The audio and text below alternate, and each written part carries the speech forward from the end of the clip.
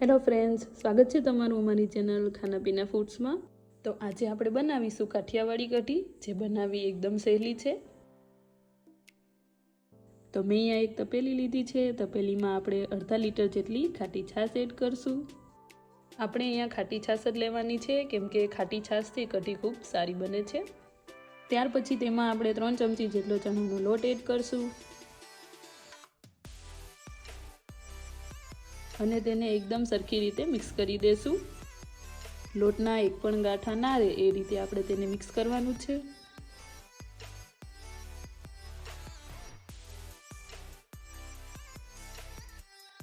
છાશ અને ચણાનો લોટ મિક્સ થઈ જાય ત્યાર પછી આપણે તેમાં સ્વાદ પ્રમાણે મીઠું અને થોડી હળદર એડ કરશું। ત્યાર પછી એ બંને વસ્તુને પણ આપણે છાશ સાથે સારી રીતે મિક્સ કરી લેશું। બધી વસ્તુ એકદમ સારી રીતે મિક્સ થઈ ગઈ છે। તો હવે આપણે તપેલીને ગેસ ઉપર મૂકી દેશું। તો તમે જોઈ શકો છો કઢી ઉકળવાનું ચાલુ થઈ ગયું છે।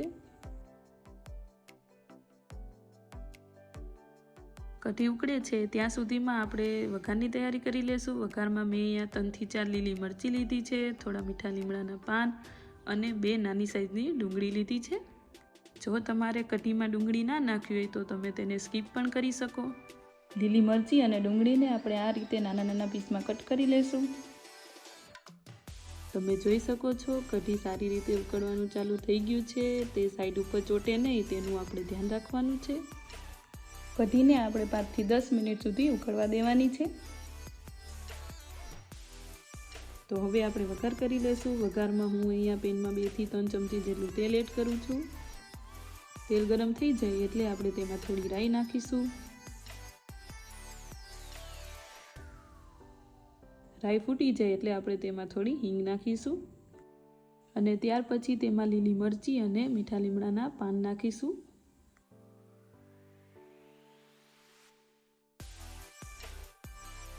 તેનો વઘાર તેલમાં બેસી જાય એટલે આપણે તેમાં ડુંગળી નાખીશું અને બધી વસ્તુને સારી રીતે મિક્સ કરી દેશું। હવે આપણે તેને ફક્ત 10 થી 15 સેકન્ડ સુધી જ ચડવા દેવાનું છે।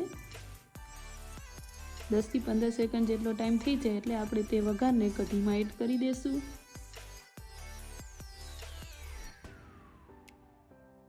ત્યાર પછી કઢી અને વઘારને સારી રીતે મિક્સ કરી દેશું। વઘાર કર્યા પછી કઢીને આપણે ફરી 5 મિનિટ સુધી ઉકળવા દેશું। કઢી એકદમ ખાટી મીઠી બને એટલે હું તેમાં 1 ચમચી જેટલી ખાંડ એડ કરું છું। જો તમારે ખાંડ ના નાખવી હોય તો તમે તેને સ્કીપ પણ કરી શકો।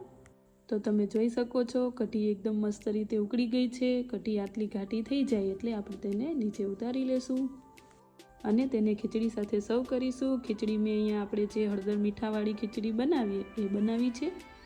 તો તૈયાર છે કાઠિયાવાડી કઢી ખીચડી।